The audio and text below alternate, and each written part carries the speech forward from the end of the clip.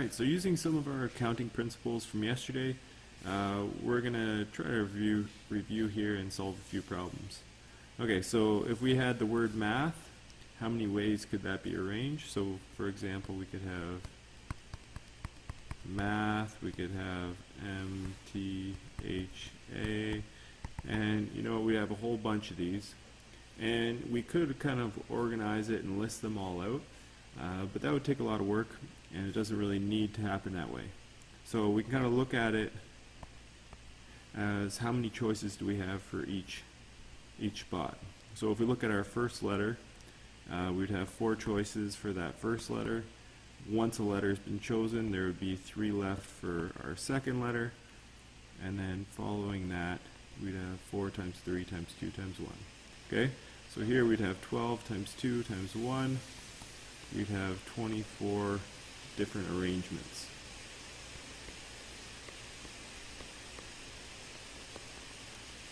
Okay, so if I was looking at 6 parking spots, how many different ways could we park these 6 cars? They would follow the same logic. So in our 6 spots, in the first spot, there'd be 6 choices. All 6 cars could park there. Once one of the parking spots has been taken, there'd be 5 remaining choices, then 4, then 3, then 2, then 1. Okay, so here we'd have 30 times 4, we've got 120 times 3, 360. Looks like we've got 720 arrangements.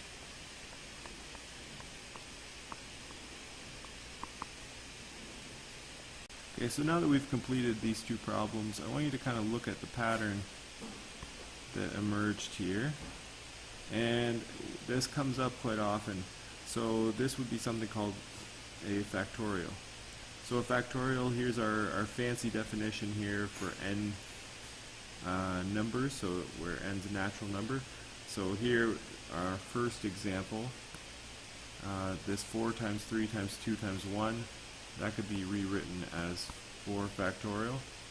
And here, this would be equal to 6 factorial. Okay, so when we're dealing with these factorials, we can expand and simplify some different expressions. So 4 factorial, this is equal to 4 times 3 times 2 times 1. So we've got 12 times 2, we've got 24. So similarly, 7 factorial would be 7 times 6 times 5 times 4 times 3 times 2 times 1. And a little calculation here, this is 5,040. And I didn't do that in my head. I took the time to calculate it. If you look on your calculators, way to save some time. So 7 factorial, depending on the calculator, you might see an n factorial button. I think the one that I've been using had an x factorial. So then all you'd really have to press is 7 and the factorial button, and that would do this sequence of multiplications. You can simplify these expressions by first expanding.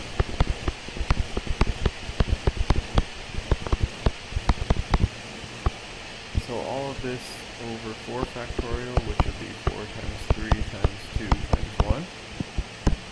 So you're going to notice that we've got the 4 times 3 times 2 times 1 in the numerator and the denominator. So this simplifies to 7 times 6 times 5. Works out to 210. So when we get to something a little bit bigger, what we want to do here, so we're going to have 52 times 51 times 50 times 49. And what we're going to end up showing here is that we could continue all the way down, or we could switch this to 48 factorial, because really that's what's happening here. It's multiplying all the way down. So if we do the same for the bottom here, we're going to be able to cancel these 2, and that'll leave us with 52 times 51 times 50 times 49. So this works out to 6,497,400. Okay? So much easier when we simplify it and avoid, kind of keeping that going. So number 3, we've got 10 factorial, or 10 times 9 times 8 times 7 times 6 times 5, 4, 3, 2, 1. All of that over 3 times 2 times 1 times 4 times 3 times 2 times 1. Got a lot going on here. Okay, so what we can do here, a couple options here, but we could get rid of that. We know that 3 times 2 times 1 is equal to 6, so if you wanted to make that adjustment as well, you could. So that would leave us with 10 times 9 times 8 times 7 times 5. And this here, calculate this now, so 10 times 7 times 5. That leaves us with 25,200. Okay, our last one here, 0 factorial. There isn't much that I can tell you about this just yet. Once we get into some more complex formulas, I can help show you why this is. But all you need to know for now is that 0 factorial is defined to be 1.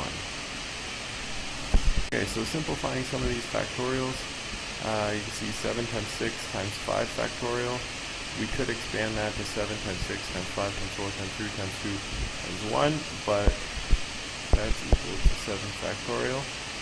And then we could evaluate that here using that nifty factorial button. And we've got ourselves 5,040. Okay, so similarly here, n plus 4 plus n plus 3 plus n plus 2 plus n plus 1 factorial. If we were to continue this all the way down, it'd be n factorial, n minus 1 factorial, n minus 2, and that would continue on indefinitely. So we can kind of just simplify this a little bit. We'd have n plus 4 factorial, and it would decrease by 1 each time. Now we're going to get into permutations. So this is kind of the meat and potatoes of this chapter. We're going to be dealing with these a lot. Okay, so this is looking at how things can get arranged, but the key part here is that order is important. Next chapter, the order will be less important. There's going to be some different factors that we're looking at. So permutation, we're going to be using our factorials often here. And just to kind of show that, if we look back to our original examples, how many ways can letters in math be arranged? Well, we got 4 times 3 times 2 times 1. We could rewrite that as our 4 factorial, which we know was, we got 24. Okay, so how many ways could 6 cars be parked? Well, that could be written as 6 factorial. So 6 times 5, 30 times 4, 120, 360, 720. Okay, so that's 720. Alright, so this is our fancy permutation formula. I'm going to just kind of skip this for now. We'll come back to it. I want to get into an example, and I think that'll kind of help illustrate where this is coming from. Oh, okay, there we go. Alright, so we've got 24 cards in a euchre deck. If you're someone who plays euchre, you play that with the 9s, the 10s, the jacks, the queens, the kings, and the aces. Okay, so that's where the 24 cards come from. So if you wanted to do this problem, and I think it's better to reason our way through this. So if you've got 5 cards that you need, we'd have 24 choices for the first card, 23 for the second, 22 for the third, 21 for the fourth, and 20 for the fifth card. Okay? So if we multiply that out, that's going to be our final answer. What our permutation formula is saying here, so we've got NPR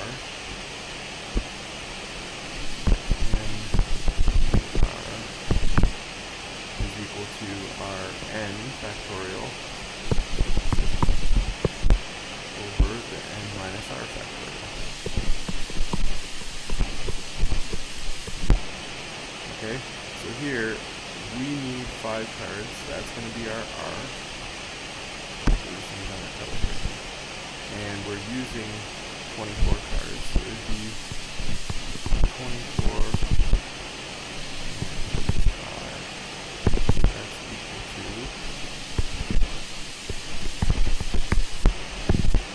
over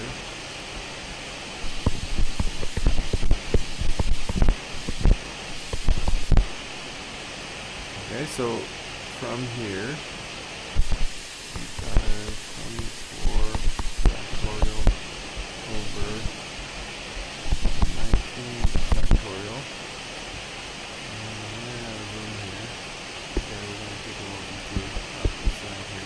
If I were to expand that, we've got 24 times 23 times 22 times 20 times 20 times 19 factorial over 19 factorial, and that gets us back to where we started. So 24 times 23 times 22 times 21 times 20. Okay, so I should have left some more space here, but if we calculate this out, we have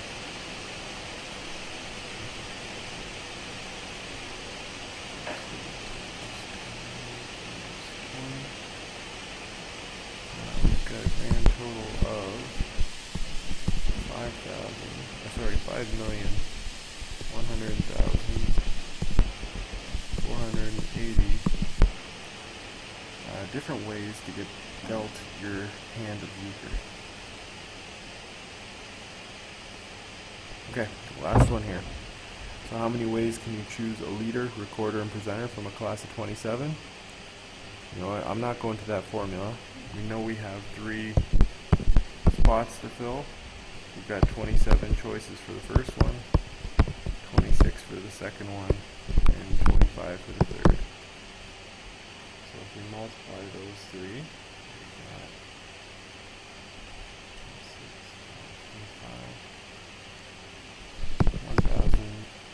17,550. So, kind of moral of the story here, when these questions aren't too complex, and even just to kind of work your brain and try to get your head around how these things work, try to rationalize it out. Don't jump into the formula and you'll be all set. Malik, that means you too.